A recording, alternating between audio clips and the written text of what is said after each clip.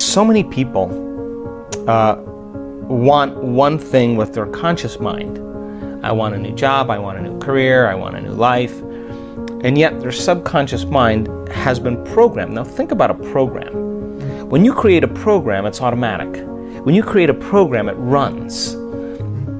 So the person is, with their 5% of their conscious mind, is having this desire for something, and yet their subconscious mind is doing something else. As an example, I used to take my oldest son golfing with me, and he used to say to me when we were on the fairway, I'm really worried about hitting that tree. And I would say to him, what tree? Because if you're worried about hitting that tree, what is the imagery that your brain is creating? You're worried about not hitting it. You're doing that with your conscious mind, but your subconscious mind is creating the picture of you actually hitting the tree. That's why you're saying it. So the subconscious is 95%, so more than likely your body is going to do exactly what it's programmed to do. So what's the relevance of that? Well, people say I want wealth, but they're programmed into being unworthy and lacking, right? So then as they begin to do the meditative work and they start opening their heart, I was just talking to someone yesterday. When you open the center, things are going to sift to the top. All the programs are going to come right up. And when they come up like that, you're going to see why it isn't manifesting in your life. Now, don't see it as like, why is this happening? Did I do something wrong? The subconscious is actually venting. There's a certain period of time in the early mornings where we vent our anxieties. We vent our fears. It's the way the subconscious goes, let's just have this dream and let's just get it over with. So the subconscious is saying, what if you hit the tree? What if you're actually going to hit the tree? You're going to hit the tree because that's exactly the imagery you have when you're trying to create something.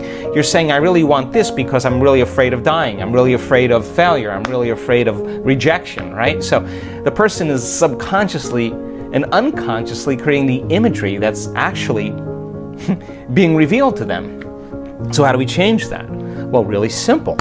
We got to start rehearsing like a new way. We got to start getting into those deep brainwave states, getting beyond the analytical mind, slowing our brainwaves down, getting into the operating system, and start reprogramming. Okay, so when this happens, these are the things I'm going to do. These are the things I'm going to do to create that, and start rehearsing those steps, priming and reprogramming the brain into a new outcome.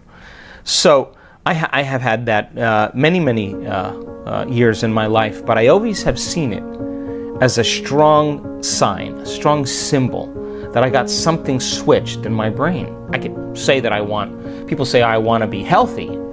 Yeah, it's 5% of your conscious mind, but you set them at the dinner table and they're breaking all the rules of everything they said. So why does that happen? Because the program is running and they've lost their free will to a program. So now, that's important because your subconscious is talking to you. Now you got to get in there. You got to get in there and start rehearsing that you're going to step away from the table, that you're not going to eat after a certain hour, that you're going to make better choices, and rehearse them and remember what you're going to do and what you're not going to do. Now you begin to, on a fundamental level, begin to rewrite the script, begin to rewrite the program. And over time, if you make one or two new choices and restrain some old choices, you'll tend to make more better choices after you make a few, because you'll start feeling the satisfaction of your efforts. So don't see it as like doing something wrong. It's just that the mind is polarized. And people will say that they want something, but the subconscious is saying, look, this is really what's happening. So get in there now.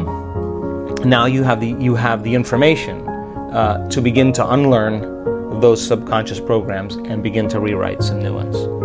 There's many people who are at different levels and making different strides in overcoming their health condition. Now, treating with pharmaceuticals or nutraceuticals or treating with external substances to help the body to move back into homeostasis and balance is an assistance. so that the person then can navigate in their life when their stress happens and their body moves out of balance, or they need a substance to keep their blood sugar in order or to keep their brain chemistry balanced. Those are things that the body becomes dependent on. And I always say, please work with a physician and make sure that you're getting regular tests to get feedback to let you know if anything's changing. Now, some people are in denial. I was just talking to a physician this week whose patient's in denial because they're saying, oh, I don't have this condition and I don't want to look at it, and the tests are saying that she obviously does, right? So that's not what I'm talking about. I'm talking about being pragmatic. So if you have diabetes, as an example, or you have chronic pain and you've used those drugs to help diminish the pain, your body becomes dependent on that because you're in the same chemical state. So then as you begin to do the work and you begin to change the neurocircuitry, the neurochemistry, the hormones, the energy, and even your genetic expression, as you start changing that, the body goes into flux. There's a reorganization that takes place for a period of time because now you're no longer in the same neurochemical state. So when that occurs, you start noticing that you have new symptoms, or you start noticing that you don't feel well from your medication, or you have an incident, a profound inner event that raises you to a new level of consciousness that you now know on some level you're beginning to heal. We see this all the time. And people say, I don't know what that was, that inner event, that amazing inner experience, that transcendental moment, but something, I felt it in my body. I know my body got a new signal. So now the body's starting to reorganize, right? So when they start to occur, this is where feedback is important. Go to the doctor, and I always say every 3 months. If you're doing the work consistently, look at the measurements. Look at what your measurements are. And when you're finishing your meditation and you lay down, and let's just say your normal blood value should be 100 and you're at 500. And so then when you lay down and you surrender, you just hold 400 in your mind and just let the divine get a good look at that and just surrender it and say, this is my new value. And people start getting super creative in the process. They start to move the needle.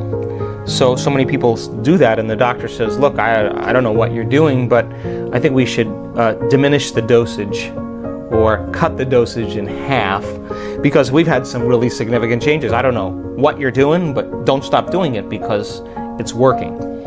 So I'm more concerned with a methodical, practical approach, step by step, for a person to make their way.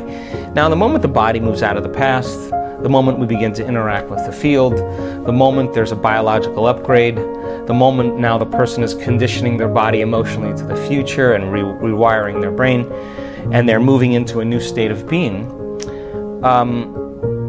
when they start noticing a change in their symptoms as well, that's an important feedback mechanism. Like, hey, my pain's gone. Hey, I'm sleeping through the night.